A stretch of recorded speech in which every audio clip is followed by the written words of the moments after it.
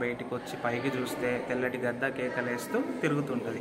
అప్పుడు ఆ గద్దను చూసి రాజావారు నలుమూలల నుంచి వేద పండితులను, కవి పండితులను అందరినీ పిలిపించి ఆ గద్దను ఫాలో అవుతారనమాట.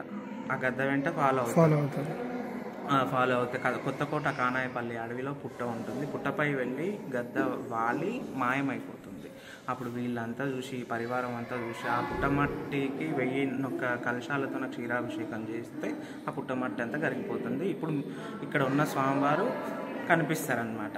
అప్పుడే మళ్ళీ రాజాగారికి తన రాజ్యంలోనే కదా వెలిసి ఉన్నది, తన రాజ్యంలోనే కదా దొరికింది స్వామివారు అని చెప్పేసి అక్కడే ఆలయం నిర్మించాలనుకునే సమయంలో మళ్ళీ గద్ద ప్రత్యక్షమయ్యి, ఆలయం ఇక్కడ కాదు నిర్మించేది, ఆకాశ మార్గాన పయనిస్తూ వెళ్తుంటాను, నేను ఎక్కడైతే వెళ్ళి వాలి అదృశ్యం అయిపోతానో అక్కడ నన్ను ప్రతిష్ఠించి ఆలయం నిర్మించని చెప్తారు.